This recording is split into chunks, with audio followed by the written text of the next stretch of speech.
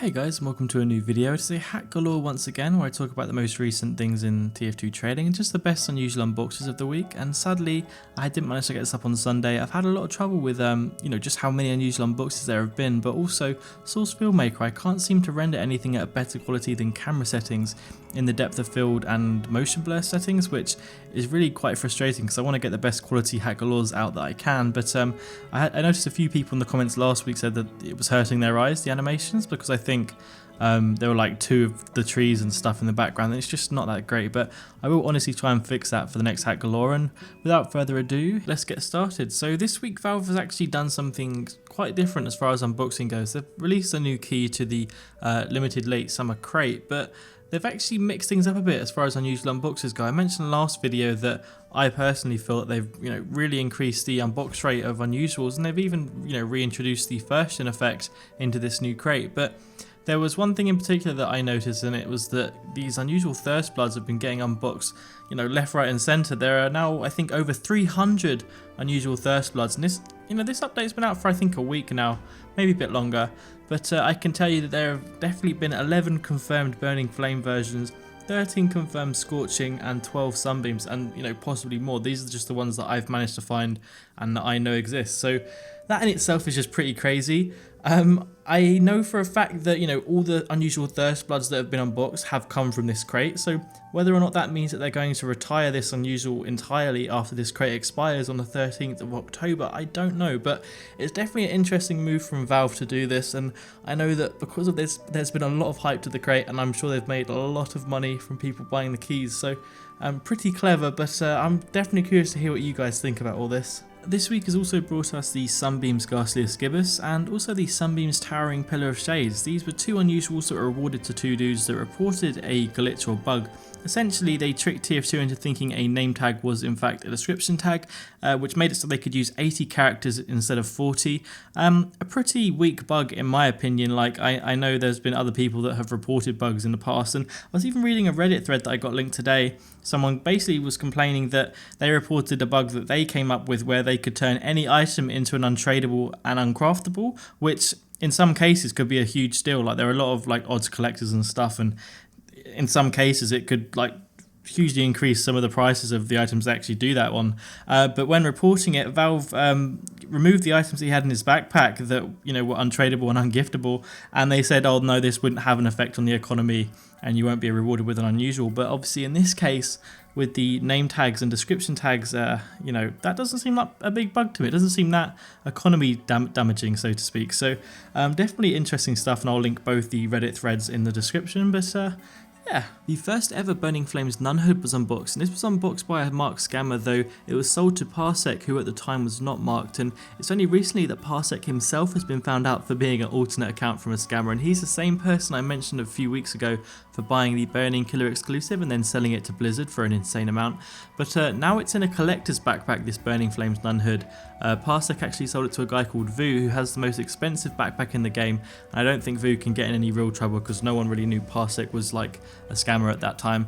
But it looks like it sold for around 80 buds pure or so. At least that's what it looks like when you look before and after in both of their backpacks. So definitely an awesome unbox. I won't usually mention things that scammers have unboxed, though I think this was worth mentioning just because of how much it sold for, and obviously to who it sold for. So congrats, Vu. Pacquiao managed to unbox two level 82 Voodoo Jujus with the circling TF logo effect, and he got these just 30 seconds apart from each other. It definitely seems like some sort of flaw or bug in Valve's unboxing system, but I spoke to him myself and he sort of just confirmed he did unbox them. They're not a duped from each other. They did come into the game with different item IDs, so that in itself is kind of like evidence of that. And it's not the first time I've seen this. I mean, I myself was crafting hats on a live stream, or cosmetics as I'm supposed to call them now, but I ended up crafting two Fed Fighting fedoras with the level 55 back to back, and I got both the craft numbers in a row. So that was kind of interesting, and I thought, that's pretty much impossible. Like, the likelihood of that happening, I'm not even going to try and make up a statistic or a number, but something's not quite right, and I think Valve really do need to look into fixing this, because I don't think this is just, someone striking a lot of luck. I think it literally is just a bug in the game, It's not the first time it's happened. This week as well, there was 2 Burning Flames exclusive racks unboxed one after the other, though not unboxed by the same person, and they both had the same level. So whether or not that's like a similar sort of bug, or I definitely think there's something up with this, and hopefully, you know, Valve addresses it. I'm sure they won't, even if they do patch it behind the scenes. But I'm curious, have you guys ever experienced something like this, and do you reckon this is a bug in TF2? Let me know in the comments. Majura managed to unbox the Burning Flames Bonk Boy, which was last priced at around 33.5 buds on backpack.tf, so it's, you know, one of the more expensive hats for the Scout, and I'm pretty sure he unboxed this from the late summer crate, so it just goes to show you, like, you can get some pretty god tier stuff from there. And yeah, the whole first gen effect thing, it just doesn't seem that the higher tier effects are as rare as they'd normally be if you were to unbox like an older crate, but that's just my opinion. Nonetheless, very nicely done the unbox, and I hope you sell it for what you're after. Soul Rebel managed to unbox the Burning Flames El Jefe, and this hat has been in the game for years, but the last one of these were unboxed over 2 years ago in July of 2012, and it was last priced at 50 buds on backpack.tf, but it's most likely going to end up selling to a collector. I've heard rumours that there are a few guys that are looking into getting it, but I'm not sure if it will go for a lot more than the 50 bud mark or not, because it's been well over a year since it actually had that price suggestion accepted, so be interesting to see, and definitely congrats to you, Soul Rebel, on the unbox. Awesome hat. Derpop managed to buy a Burning Flames polar pullover from the Steam community market, and the guy that unboxed it clearly wasn't much of a trader. I know he only has like 4 people on his friends list, and he was just refusing anyone that, you know, tried to add him about it. And it looked like it wasn't going to be for sale after the guy made his profile private, but ended up being on the community market for a few $100s, and obviously Derpop managed to snap it up pretty quickly. But this isn't the only Burning Flames polar pullover that was unboxed this week, and there was actually another one that was sold on the community market too, so it's just a shame that, you know, some of the people unboxing these super high tier unusuals don't quite know, you know, how much they could actually go for, and missed out on a good few $1,000s. But nonetheless, nicely done on the purchase, Derpop. And moving on, Will managed to unbox a Sunbeams polar pullover in the last week or so, and it ended up selling for around 170 buds in unusuals. It ended up selling for a Arcana Killer exclusive, a Sunbeams Luchador, a Beamed Ponytail, a Sunbeams Phantom, a Peace Sign Gibus, 36 keys, 30 buds pure, and a Holy Grail Rancho Relaxo taunt.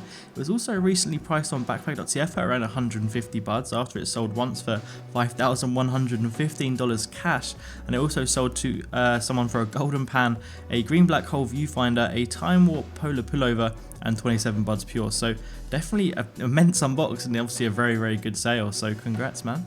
Evil Knievel managed to unbox the 3rd ever Sunbeams Hong Kong cone, and this is a hat that was unboxed just a couple of weeks ago too, though it was sold on the Steam market for a couple of $100s. Evil Knievel, however, was smart enough to put it on Outpost. He's getting some pretty good offers, one of which was like a secret crones and extra sweets. I did see an offer of 45 buds which looked legitimate, though he's noted an offer of 110 buds, though the guy said he's collecting. But the only issue I have with that is he hasn't actually got any buds in his inventory, and it's been a good few days now, so whether or not he should be allowed to like note that offer, I'm not sure. But either way, it's an awesome unbox, and I hope he gets as much as he can for it. Sir also managed to unbox a Burning Flames Peacenix ponytail, and this is one of one, but he also unboxed the one of one Sunbeams Peacenix ponytail just a month ago.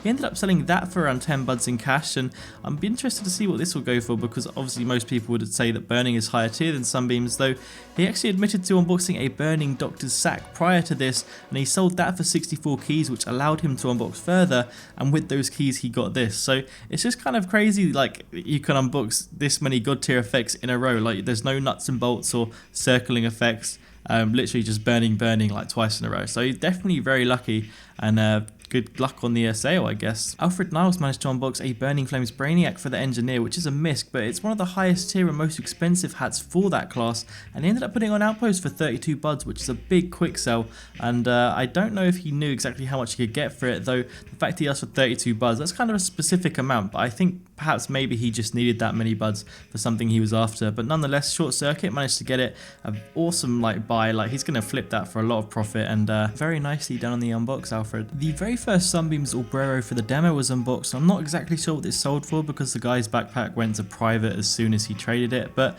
it was sold to someone called Frozen AOTC, which now has it on Outpost, and he's getting offers of over 20 buds, I think, though he's asking for a similar amount being the 35 bud region, or at least that's what he's saying is the minimum amount that he'll accept.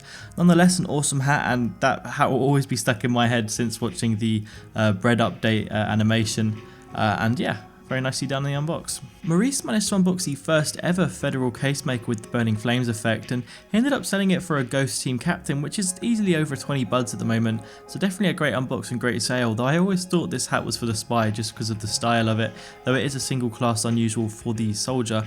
And yeah, very nicely done, dude. But that about concludes it for this week's Hat Galore. I do hope you've enjoyed it. I'll leave some of the other hats that are unboxed on screen now, and yeah, I'm sorry it's taken so long to get up. I've had some issues just with like rendering and SFM and such, but even just outside of like gaming, like one of my housemates wants to move out and I'm having to find someone new to move in, and because the academic year has started, it's like there are less and less people looking to move into a new place, so hopefully I can get that sorted pretty quick. And I'm quite excited because I'm going to be building a new streaming PC next weekend when my dad comes up, which obviously means more streams, and I'll even be using a capture card now, so that means I can play games without getting an FPS hit or, you know, just a performance hit when I'm recording, so that'll just be awesome, and hopefully that just means more content for you guys. But I hope you guys have enjoyed this video once again, and please let me know in the comments what you thought and just your thoughts on things that have happened this week, and I will see you next time. Bye!